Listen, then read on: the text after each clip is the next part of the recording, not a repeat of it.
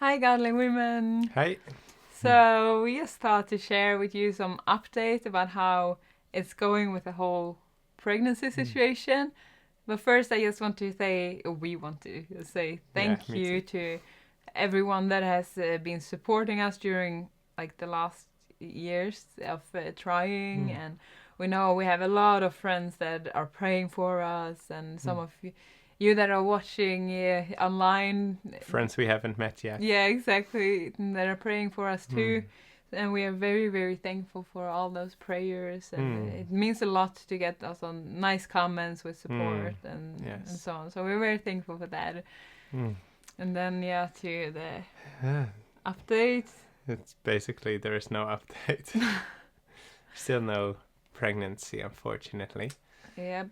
So now it's been more than 3 years. Yeah. And nothing.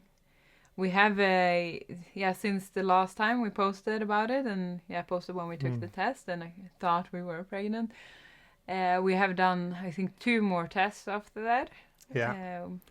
Had the camera set up, just in case we would be pregnant. Wanted to share that with you. But unfortunately, they were kind of repetitions of the video that you had already uploaded, that many of you have seen already.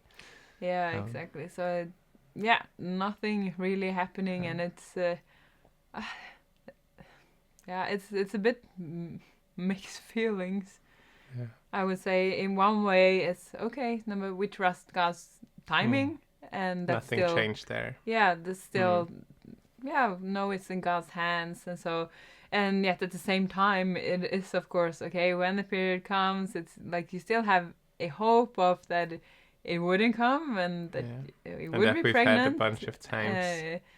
So it's still like, okay, now it came. And it's a woman, like you might be extra sensitive during that time also. So last time I remember, like, okay, we had kind of said that now... This is the last month that we are really trying. I don't know. We are not gonna use any protection, so in that way we're still trying, but it's not trying in the same way. Of course, normally when you're trying during the time that you're ovulating, this is something we started doing, is doing these ovulation tests to really be more knowledgeable kind of when things are happening, and then of course you can increase the efforts, and that's what we have been doing now the last couple months as well. But but unfortunately still no pregnancy. And like you say, we still trust God in everything, and that's also, we'll talk soon a bit about what the future will look like, and if we've been thinking about adoption or fostering, and what is it other thing called, insemination. Don't remember. IVF. Yeah, IVF. And we'll talk about that soon. But I've been, I don't know, it's been challenging, because what you said now this last month, we kind of came to a mutual kind of feeling of like, okay, you know what? We're just a bit tired of keep getting our hopes up and really trying to to the point of how to say instill a way that it's a lot when you're trying. It's a lot, and that is the truth, at least from our experience. Sex, after people think about it as that's just always fun and stuff, but when you're trying and you really want to make sure you don't miss any opportunity, and it's pretty tiring. I don't know if that is too much information, but... And it's like then you need to have certain dates, and it comes with, and if you're gone somewhere, okay, how do you solve that? What do you... Like, there are certain things that comes I hope our friends that know that we've been with them don't trace this back, don't do that. No, yes, don't go there.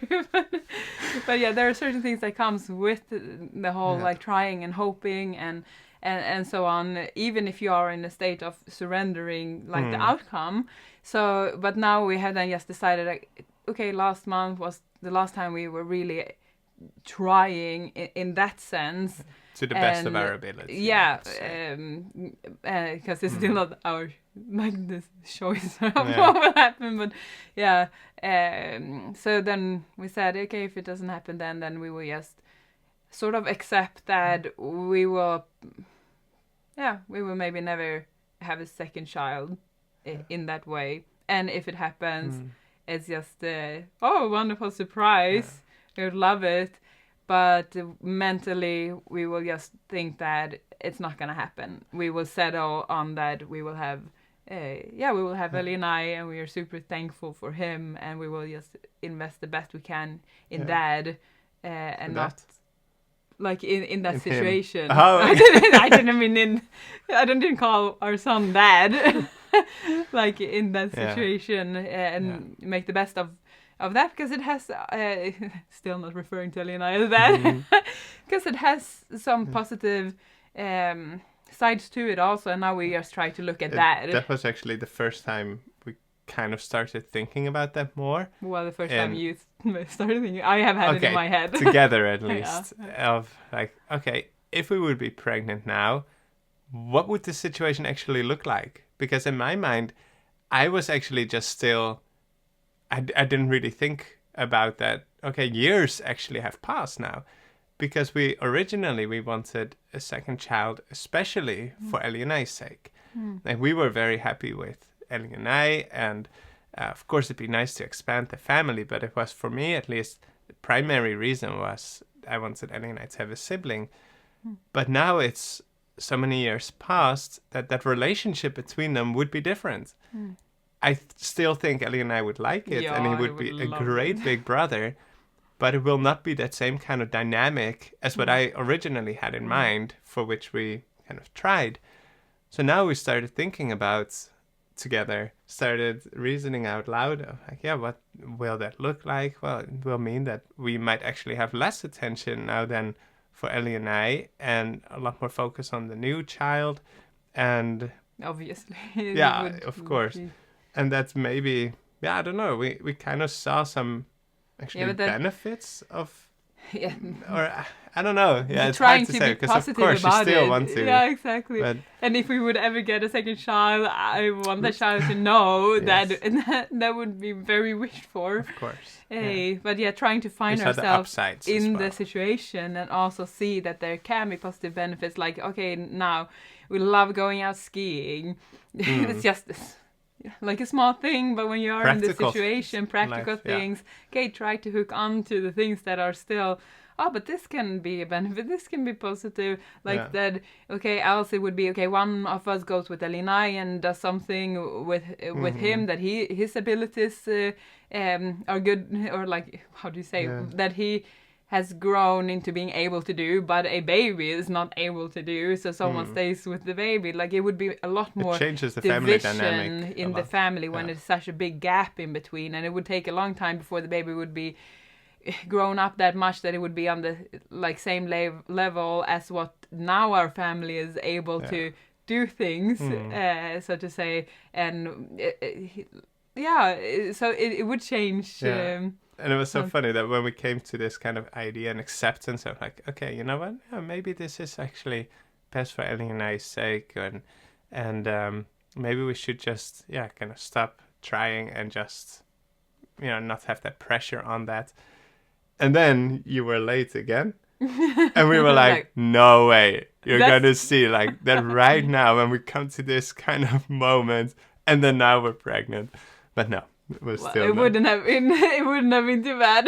No, of course, but it would just be very ironic. But it's also different, because I've been thinking about these side things, like, or the things that could be positive to it before. Also, for me, it was not a new thought, but for you, it was new. So for you, it was I was just on the same kind of task, and it didn't update. But should we jump to the future or now? Like, have we been thinking about adoption, fostership, IVF? Because that's probably what many are wondering now. So many years in, a lot of couples will probably, explore these kind of other options. Yeah. So we have talked before about how do we relate to IVF? And I know this is also can be a sensitive topic to talk about because we know people that have done it that way. And we also don't want, just because we come to certain decisions and conclusions, we don't want them to feel... No. We don't want to cast judgment. Guilty or like, because, this is just... for us personally, this is what we have come to, for us. But we decided that we don't want to go down that path for different reasons. But I think mainly it comes to that we just want to trust that if we don't get pregnant naturally, it is because God sees that it's better for our family, it's better for Elionai, for his salvation, for our salvation, or for the ministry and other people's salvation, and what we can do for God's kingdom, that is better if we don't get a second child than if we would. And then we sort of don't want to take it into our own hands and like, I don't know how to say, in a way, like force it into happen, but that then just rest in the trust that this is probably for the best, else God will open it in the womb or like open the systems to work, because that's what we're praying for. We have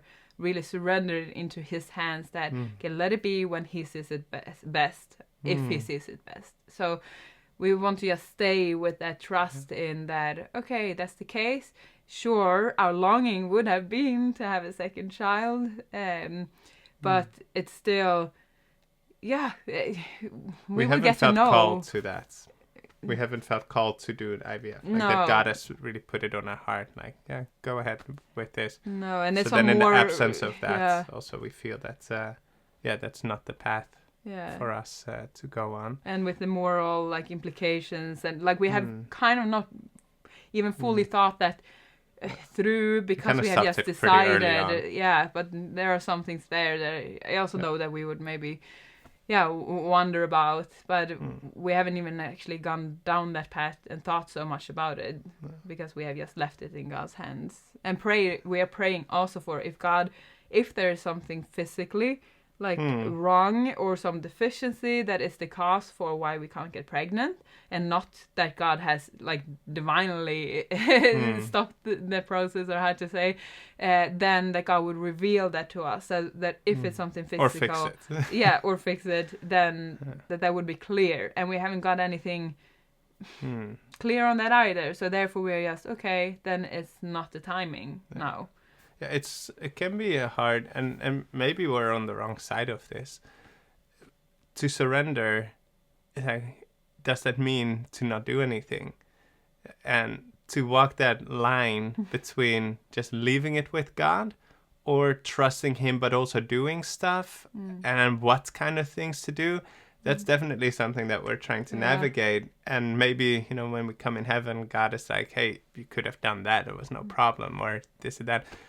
That's something that we do what we feel in our conscience is right. And maybe there's, that can look different for different people. And we might have not, done everything we could. No, so exactly. To say, like I have been thinking about, should I do some intense detoxing and fasting, like if that would happen, say if we both would do that, or if we would fast and pray. That's why you kept it only to yourself. Exactly. I haven't even talked about it because I find it very likely that you would say yes. I don't feel God putting it on my heart. But that is something I've been considering, that we could give it a natural try in like our effort, so to say, in like do some heavy detox, and that's just clearly in line with health principles from scripture. Exactly. And we haven't done that, so that is the only thing that I've been still considering. Okay, should we do that or not? But we'll talk about that off camera. We actually did talk for the first time a couple of weeks ago about fostership, foster care. And that was actually interesting. First time we talked about that. We didn't talk that much about it yet. It was kind of like an initial, just bring on the table, like, what about is this something? It's challenging because it's Yeah, I love the concept of taking care of children who are, in need of that. I think it's very biblical, very. I mean, this is what God does to us. He takes us into his family. Well, that's maybe the more the adoption, but yeah, anyway. But this principle, very biblical, very Christian, of course. But at the same time, it's like, it's not easy. What if they just, take the child away again, and you've put so much of your love and effort and like have this emotional bond, and then just gone? That's what I don't know. That's what makes me feel that. How do you handle that? I don't know if I could manage that, like to invest in so much in like loving this child and wanting the best for it, and especially with the perspective of like eternity, and then like, okay, you raise the child with certain values, and then suddenly they might be taken away from you, and you have no hardest influence anymore of like that person's continuous like spiritual journey, and that would be the hardest, I would feel. So that because that's also now with Elionai, our worst nightmare is. I don't even want you to say it. it's for Elionai's salvation. Yeah. And if anything would disturb that, but I would love to hear if any of you have any experiences with foster care. Just please share in the comments. That'd be very interesting for us to look into more. Adoptionship, we haven't even talked about. Also because I just know that is a long process with super much paperwork and all of these things. Plus, I don't even think we will qualify with our lifestyle with our missionary salary here in Norway. I think. Yeah, I think they would say like, you can't adopt someone when you're under like the poor limit.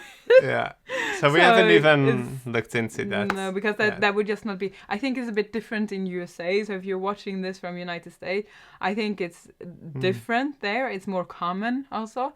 It's not so common here, from my knowledge at least, to adopt when I compare to what I hear from United States. So where people seem to suggest it as, but why don't you adopt? But it's here you would need to sort of, I don't even know much about it, but I think here if someone adopts, they kind of go to a African country or something like that, Asian country, and adopt a child. Probably best to not talk about things you don't know. No, but that's my picture of it, because it's not common here. No. And that's the only when I can relate to it. It's I don't know. As far as I know, I don't know anyone that has adopted someone within this like their own country here. From Norway. Yeah, I haven't heard of that. That would be more foster care. Exactly, that would be foster care. So things we haven't looked into that much. But then it would be too big of a process, long time, and cost. It simply wouldn't work out for us in our situation. But the foster care, I think, is interesting, because I have always had a heart for that. I have actually, since I was a teenager, I've been feeling like I would want to do that someday. So that is interesting. But then when thinking about our situation as it is now, it also doesn't maybe feel like that is a, how to say, like as if that would be a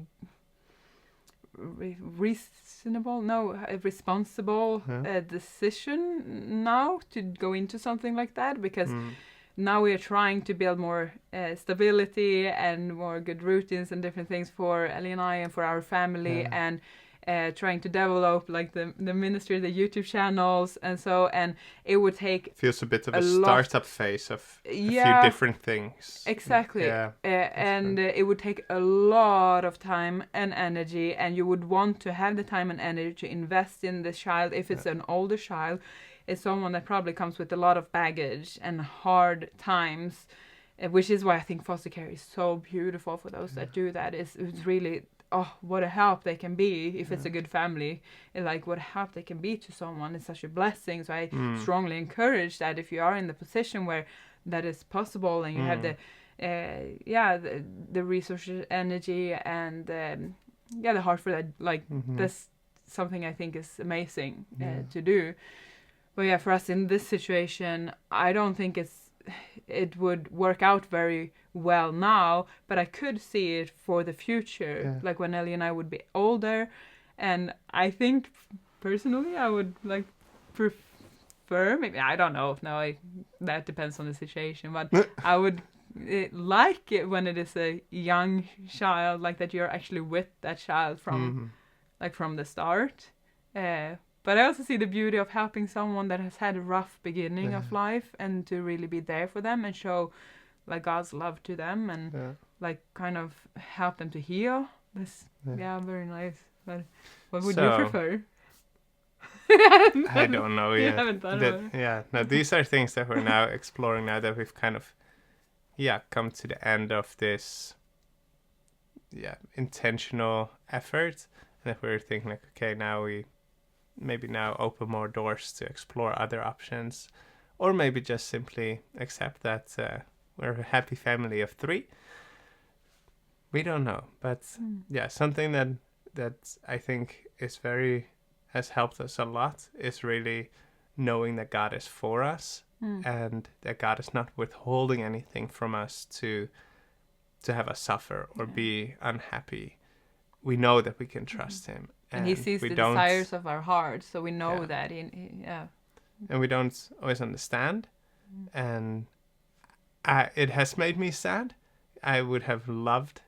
there are some situations sometimes that come up where I just feel my heart break, where I really would have wished he had a sibling that he could have that relationship with. He's so sweet with babies, like with friends' babies. He's so caring, and you can just... That is breaking my heart when seeing him with other babies, and just knowing that he would love to be a big brother. He would really, really love it. So it's primarily for his sake still that I feel like a bit heavy on my heart still.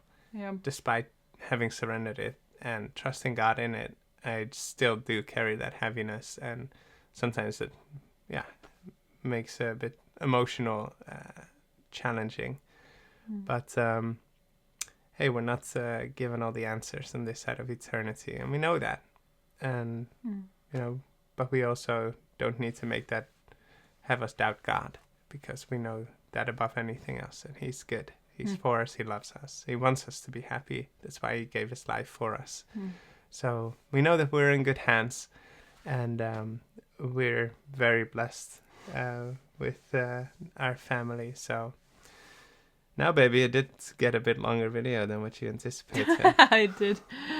But I hope you enjoyed the conversation, and now you're updated about what's going on in our family. And I know many of you have also an interest in knowing how this is going. So we wanted to share it so that you can know a bit more how our thoughts are going. And I just have to say that it makes... Is this part 2 of the video? But it makes it, saying almost goodbye and then adding something that's so typical me. But it just comes... I'm just so grateful for Elionai. Like, it's just...